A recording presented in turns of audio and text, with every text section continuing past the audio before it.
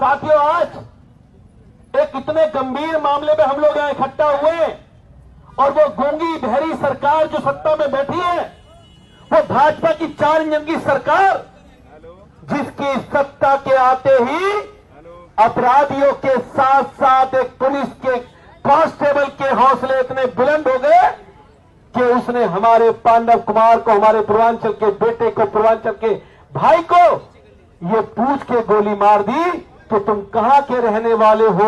उसने कहा कि मैं बिहार का रहने वाला हूं, पूर्वांचल का रहने वाला हूं। मैंने उनकी बीवी का बयान सुना, उन्होंने कहा कि तुमने बिहार के, पूर्वांचल के लोगों ने आके दिल्ली में अपना घर मकान बना लिया और उसको ये कहते हुए गोली मार दी। साथी,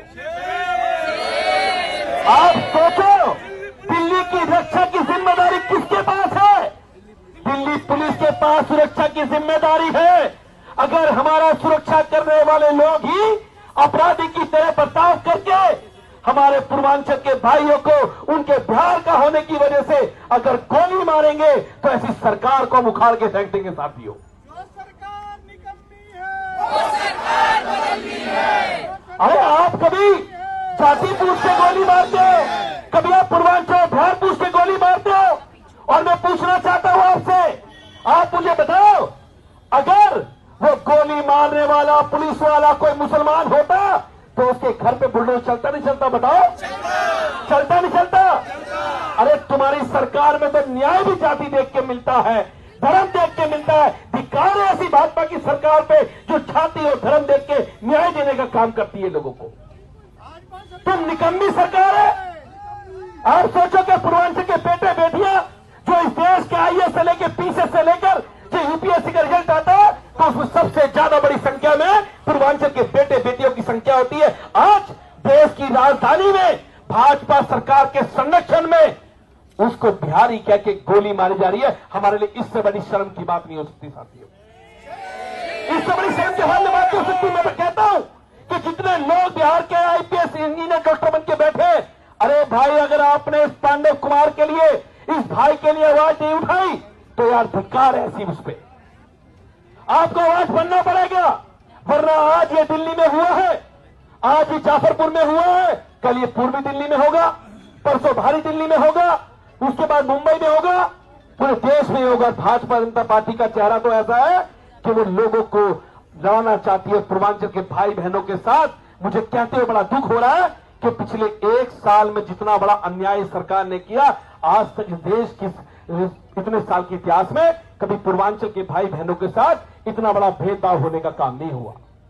आज झुग्गी तोड़ी जाती है तो पूर्वांचल के बहन भाइयों की तोड़ी जाती है, गोली चलती है तो उनके ऊपर चलती है, छठ पूजा के त्योहार रोकते हैं बीजेपी वाले तो उनके रोकने का काम करते हैं।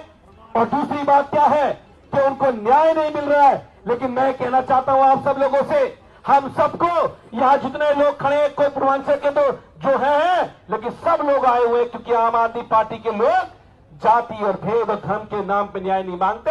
हम लोग हर किसी की लड़ाई लड़ने का काम करते हैं। और पूर्वांचल का जो बेटा पांडव कुमार था, वो केवल पूर्वांचल का बेटा नहीं था, वो हर एक देशवासी का बेटा था, हम सबका भाई था। उसकी लड़ाई को हम लड़ने के लिए आज यहां पहुंचे हैं। साथियों, तो हम सबको ये बताना पड़ेगा, 4 इंजन की सरकार ने पिछले 1-1.5 साल में इस दिल्ली में जो बीज बोए हैं, जो दिल्ली के अंदर जाति और धर्म के नाम पे नफरत बोई है, वो नफरत आज एक आम आदमी से लेकर, अपराधी से लेकर दिल्ली पुलिस के जवानों तक के दिल के अंदर भरी हुई है। सोचिए कितनी बड़ी नफरत पूर्वांचल के नाम से उसको होगी जिसने देखते ही गोली मारने का काम किया। और मैं कहता हूं सरकार से कि सरकार तुरंत प्रभाव में उसके परिवार को नौकरी दे, 1 करोड़ का मुआवजा देने का काम करे उस परिवार को, और उसके साथ साथ जिसने ये किया है उसके घर पे बुलडोजर चलाने का काम सरकार करने का काम करे। लेकिन साथियों, कहते हैं कि अगर किसी के घर में मौत हो जाती है तो 13 दिन से पहले उसका परिवार घर से बाहर नहीं निकलता।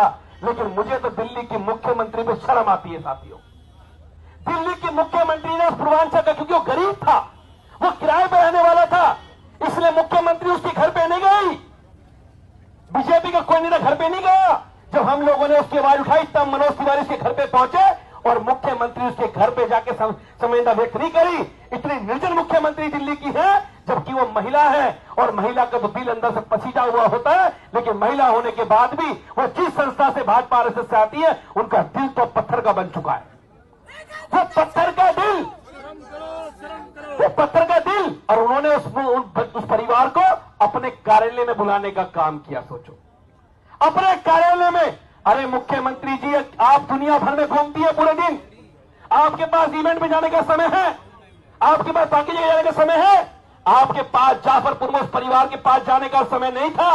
ये बात पूर्वांचल के लोग दिल्ली में याद रखने का काम करेंगे कि एक ऐसी मुख्यमंत्री थी कि पूर्वांचल के बेटे को गोली मारी गई, लेकिन उसके घर पे जाके संवेदना व्यक्त नहीं कर पाई सरकार, ना उसका मंत्री ना मुख्यमंत्री करने के पाई।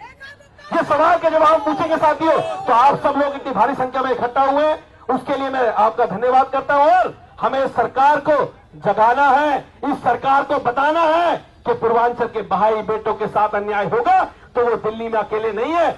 आम आदमी पार्टी तुम्हारी ईंट से ईंट बजा देगी और पूर्वांचल के ऊपर अत्याचार नहीं होने देगी, ये बता दो तुम लोगों को स्पष्ट रूप से।